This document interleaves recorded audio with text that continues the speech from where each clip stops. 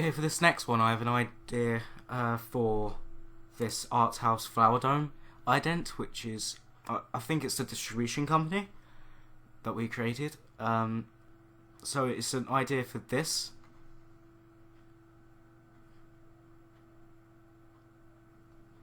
Yep, and so the idea I have for that is just basically 2 chords.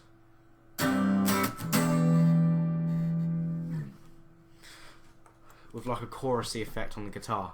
So what I'm going to do is I'm going to make 2 mono audio tracks.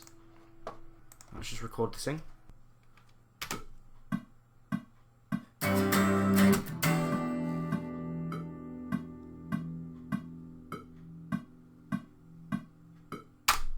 Alright, I'll just automate that dying out sound. Alright, and I'm just going to double track that, give it a nice stereo effect if I pan it afterwards.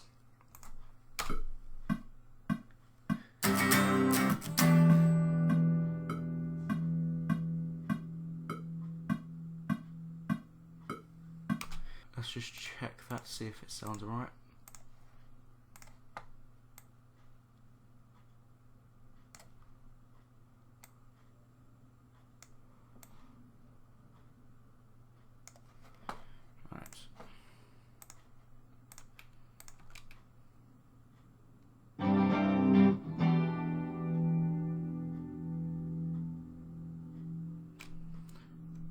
So it's got a nice stereo sound to it once it's panned. I'm just going to set up some tracks for the drums. Stereo instrument track.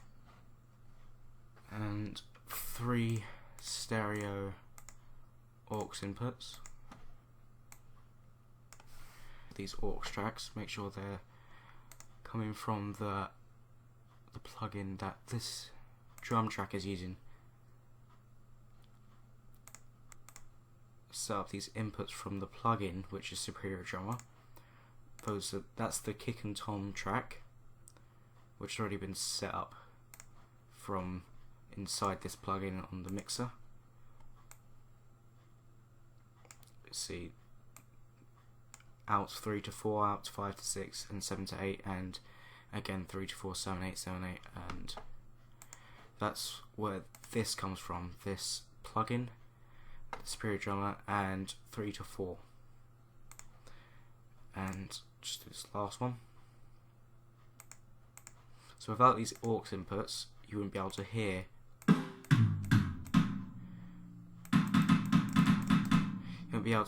those. I'll just quickly record from my MIDI keyboard.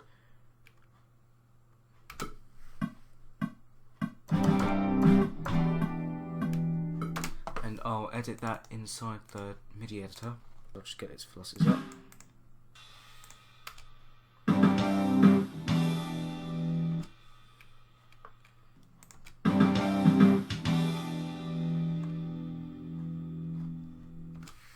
Right, now let's set up a quick master track.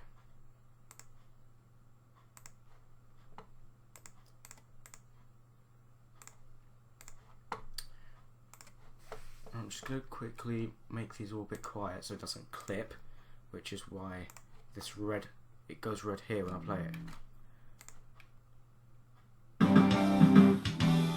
You see that red thing there?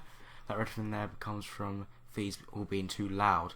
All the volume builds up and it goes overly loud and distorts. So what I'm going to do is I'm just going to bring these down slightly. Just watch it here. Right, so let's get that fade out done. I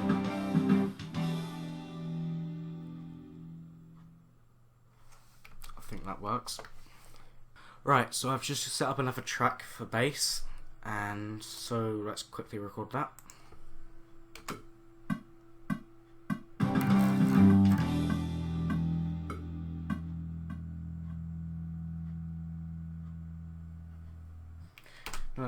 Let's see how that sounds.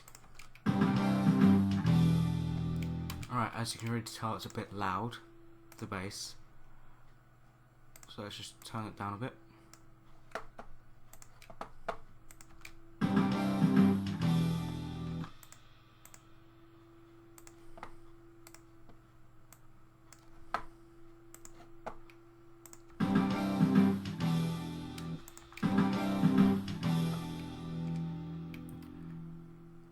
I'm just going to add a tiny bit of EQ here.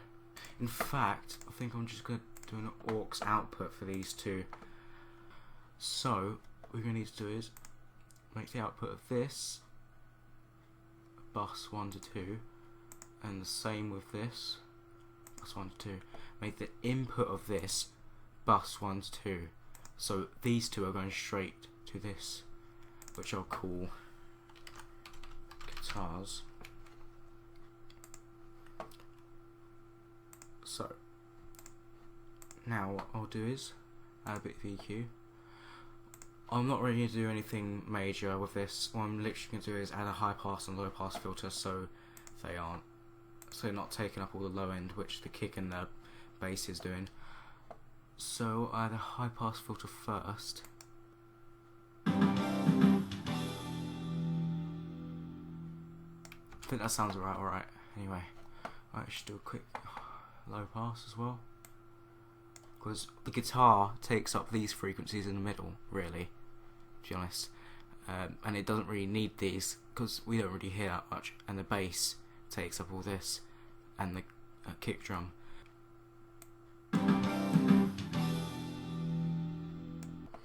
Let's see if there's any good frequencies.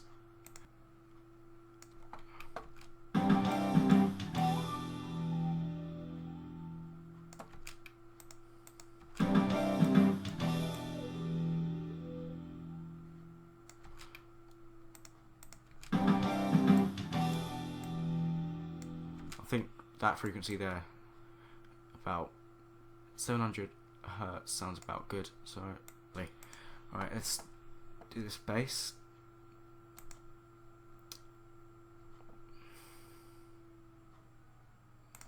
I think some of these mid frequencies are getting a bit annoying. Let's just do this solo.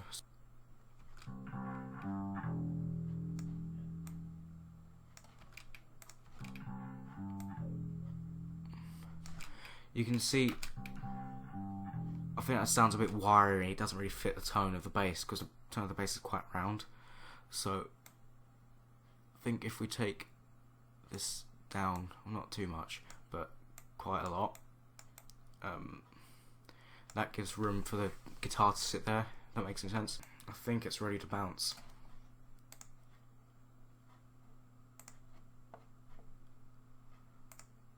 Yep.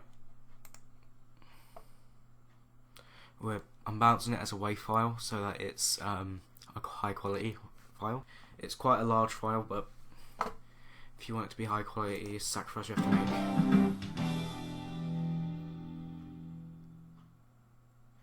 And that's that, and I think we're done there.